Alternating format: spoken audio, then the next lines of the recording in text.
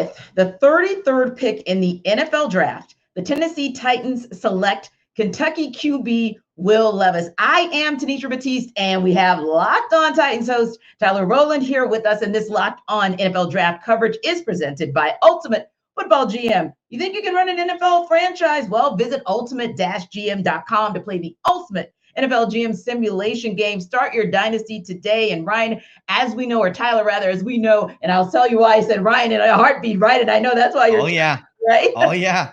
So we've got Malik Willis. We've got Ryan Tannehill. What was your instant reaction, Tyler, when you heard the words Will Levis?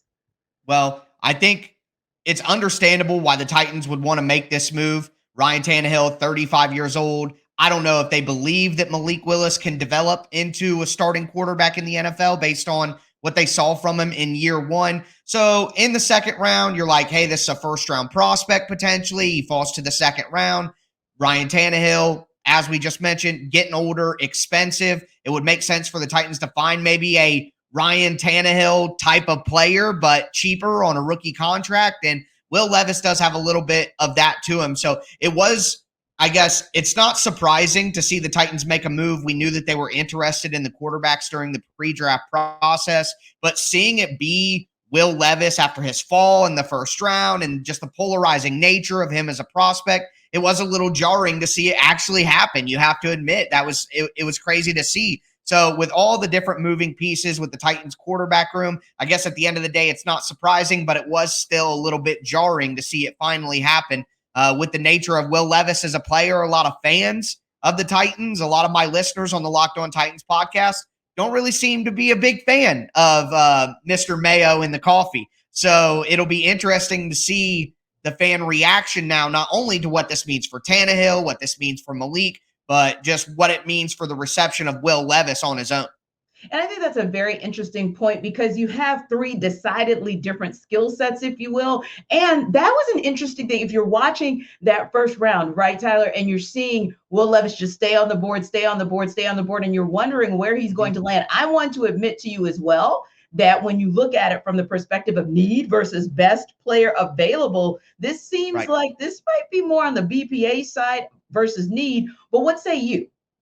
Yeah, I think that's probably right. And I think regardless of what the public opinion is on Will Levis or what the fan base's opinion is on Will Levis, I would imagine that the Titans had him as the highest graded player on their board when he came up, and it was possible to go up and get him at 33. They're looking at it like, hey, this is a guy who maybe we have ranked in the top 20 on our board. He's available at 33. We can make a cheap trade, which, by the way, the trade that the Titans made up to 33, swapping third-round picks, swapping second-round picks, give him a third next year, really not that bad of a price. Not really worried about the price that was paid to go up and do that. Nothing too punitive looking forward into the future. But, I mean, I think you're onto something. At the end of the day, they're like, hey, this guy's ranked so high on our board and he's still available. We have to go and get him. So regardless of what people outside the building think, it's obvious that they had a high opinion of Will Levis inside the building. And, you know, that's all that really matters to the people making the decisions.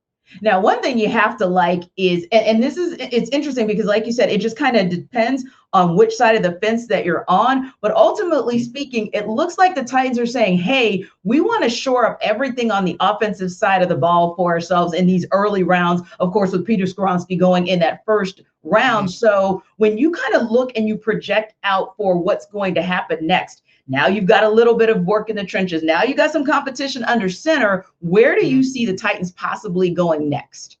Well, I think the youth movement on offense needs to continue. And I think that you can make the argument that the Titans have the worst wide receiver group in the NFL right now. I mean, Treylon Burks has really high potential, showed some really good moments in year one, but outside of that, it's not a lot to point to. So I think the Titans need to look to add a receiver in round 3. They're going to have pick 81 now. I think there are going to be a lot of good names available, like an A.T. Perry, maybe a Cedric Tillman, maybe a Marvin Mims or a Tyler Scott. Those are some names that I think would make sense for the Titans going forward because you look at that receiver room and they could add a tight end. They could add more O-line. They could add defense, but I think that wide receiver room really needs some TLC. So one of those receivers should be there for him in the third round. Now, this has been a very rich draft right? In terms of even on the defensive side, everyone kind of focused on the QBs, if you will, and there was the run of QBs, and then we saw kind of the run of the wide receivers as well. And your thought is maybe, especially maybe in that third, maybe fourth round, the Titans might go for wide receiver and just kind of shore things up furthermore on the offensive side of the ball. Let's switch to the defensive side of the ball as well. There's some jewels. This to me has been one of those kind of interesting drafts where, yes, you have kind of the Will Andersons or the Jalen Carters of the world that are kind of high on the board, if you will. And you kind of go to the middle of the pack, and there's still a lot left in sort of a lot of juice left in the orange, if you will. So on the defensive side of the ball, where do you think might be that next pick and maybe that diamond in the rough that somewhere in that maybe third, fourth round, if you will, the Titans can say, wow, we've got somebody that can really be a complement to whom we already have on defense? Well, I think, and Titans fans may roll their eyes when they hear this because the Titans have added some linebackers already in free agency, but I think that it's possible that the Titans aren't satisfied with the linebackers that the previous general manager brought in, and they want to totally revamp that. Plus, new general manager Ran Carthon had some success with the organization in San Francisco, finding some linebackers in the mid to late rounds that really turned into be studs, and somebody like Warner and somebody like Dre Greenlaw. I think that they could look for a linebacker, and I think a guy who might be available in the third round is Dorian Williams, pass coverage linebacker. I think he's got great athleticism and side-to-side ability. He could really be an option for the Titans out of Tulane. I think that would make a lot of sense for him. And then going a little bit deeper in the later rounds, I think a guy like Nick Hampton, an edge rusher out of Appalachian State, got great athleticism, good bend, good twitch, needs to add a little mass on his frame, but I think that could be a great late round edge project for the Titans to select. Yeah, it's going to be interesting in the AFC South. You know, some of our conversation on the sidelines was about the AFC North, rather, and how intriguing and how interesting it is. Well, the Texans made it interesting in the AFC South in round one on Thursday. The Colts made some interesting moves as well. Now sort of time. It's almost like saying in the second round, it's where the Titans are really going to be able to respond, and kind of in those later rounds as well, to say, okay, what are we going to get from Mike Vrabel to be able to really put the Titans or keep the Titans in position to be able to compete in what I believe, Tyler, is still going to be quite a competitive division. Yeah, I think so too. And I think just the intrigue of having four young quarterbacks, the three rookies that got drafted today, adding into Trevor Lawrence, I think that gives the division a little bit more buzz than it's had in previous years.